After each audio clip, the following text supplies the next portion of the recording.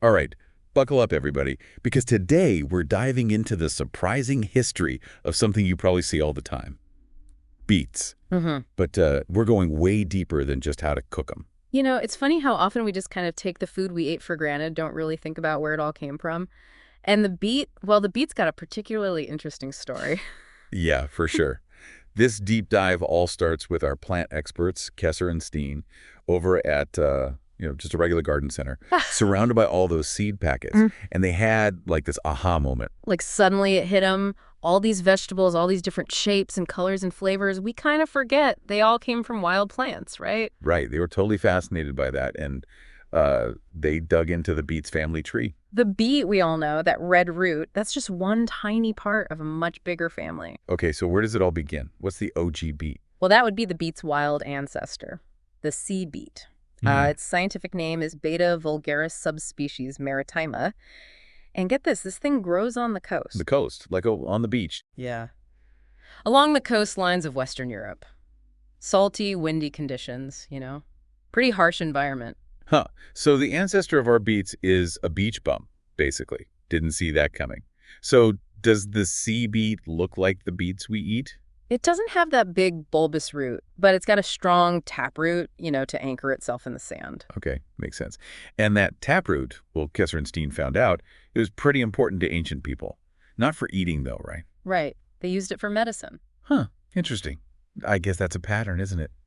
Throughout history, we see humans first using plants for medicine, and then eventually they become food. Yeah, it's like we're slowly uncovering all these hidden uses for plants. Okay, so how did we go from this tough sea beet to the beets we buy at the store? Well, that's where the Romans come in. They were some of the first to really cultivate beets for their roots. So the Romans were like the original beet breeders. Yeah, kind of. Their cultivation practices kind of set the stage for the beets we have today.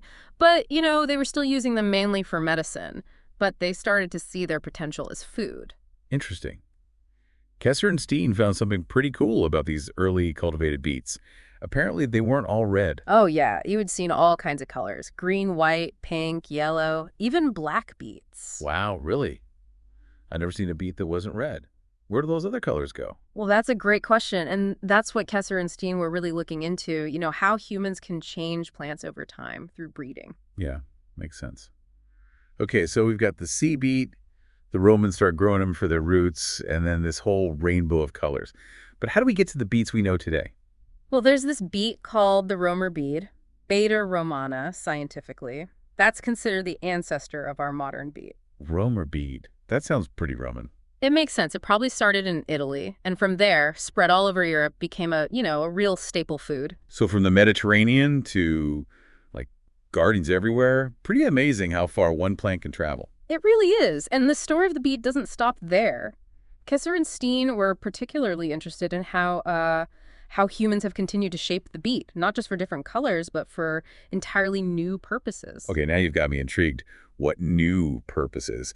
What did Kesser and Steen find out? Well, one thing they found was the development of fodder beets. Basically, beets grown not for us to eat, but for livestock. Wait, so there are beets for humans and beets for animals? Yep.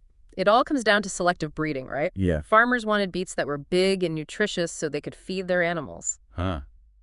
Never thought of beets as animal food. Kind of makes them like the ultimate multitasker of the plant world. I know, right? Kesser and Steen were really fascinated by this idea that humans are basically sculpting the beet, changing it over generations to fit different needs. I love that, sculpting the beet. Okay, so we've got beets for eating, beets for feeding animals. Is that it? Or did they find any other crazy beet relatives? Oh, they did. Remember all those crazy colors we talked about with the early beets? Well, some breeders took that a step further. Okay, now I'm really interested. What did they do? They started mixing different beet varieties, ones with unique leaf colors, different textures. And over time, they ended up creating totally new leafy greens that still had that beet flavor, but with a whole new look. Hold on, are you saying some of the leafy greens we eat today came from beets? Exactly. It's pretty wild, right? Think about Swiss chard with those red stalks and crinkly leaves. That's a direct descendant of those colorful beets. Wow, Swiss chard, I had no idea. Are there any other leafy greens with a secret beet connection? Yep, spinach. It shares a common ancestor with the beet, believe it or not. Over generations, breeders picked spinach plants with bigger, more tender leaves, and that's how we got the spinach we know today. This is amazing. It's like a whole secret family tree of vegetables. So we've got Yeah. beets, fodder beets, Swiss chard, spinach. I'm starting to think the beet is the gift that keeps on giving. It is. And to think, it all started with Kesser and Steen in that garden center. Just goes to show, sometimes you find the most amazing stories in the most ordinary places. I know, right? I used to think beets were pretty boring, honestly. You roast them, pickle them, maybe throw them in a salad. But now, after all this, I'm seeing them totally differently. That's the cool thing about learning stuff, right? You start to connect the dots, see how everything fits together. For sure. Hmm.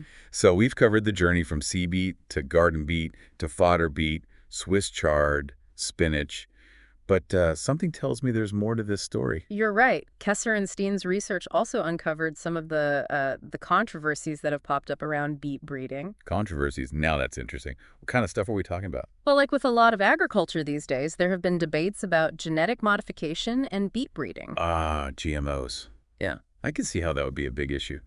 What were the specific concerns with beets? So one of the main things was the development of herbicide-resistant beets. Roundup-ready beets, they called them. These were beets genetically engineered to resist glyphosate. Okay, so glyphosate is like a common weed killer, right? Exactly. And so what were the arguments for and against these Roundup Ready beets? Well, people who supported them, they said that these beets would make farming a lot more efficient. Less tilling, less need for other weed control methods. And that could mean lower costs for farmers and eventually cheaper beets for everybody. Makes sense. So what was the problem? Well, the people against it, they were worried about the impact of using more glyphosate, like how it affects the soil, maybe harms other plants and animals. And there was concern about the possibility of glyphosate-resistant weeds developing. That could be a real problem. Right, so it's like weighing the benefits against the risks. What happened in the end? Did they allow these Roundup Ready beets? Yeah, they actually did get approved in the United States after a lot of back and forth, but there was still a lot of resistance, from consumers and even some farmers. So they weren't as widely adopted as some people thought they would be. I see. Sounds like a complicated issue. Valid points on both sides. Definitely. And that's something Kesser and Steen really emphasized in their work, the need for, open and honest discussions about these sorts of things.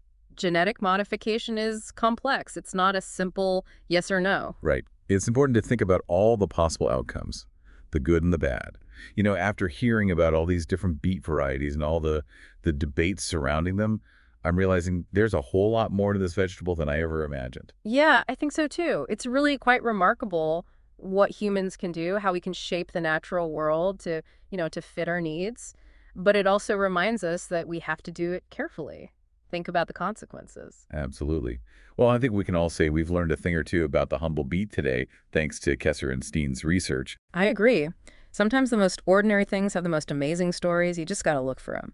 And on that note, we'd love to hear from you, our listeners. Yeah. Have you ever found a weird or interesting beet variety? Maybe you have a favorite beet recipe? Let us know. Yeah, we always love to hear from you guys. Keep the conversation going. So as we wrap up this deep dive, I'm left thinking about this. Now that we know about the history of the beet, all its different forms and uses, do you look at vegetables differently? Are they just ingredients or, are they a product of this long, amazing journey? Something to think about. Until next time, keep exploring, keep learning, and keep diving deep. All right, buckle up, everybody, because today we're diving into the surprising history of something you probably see all the time.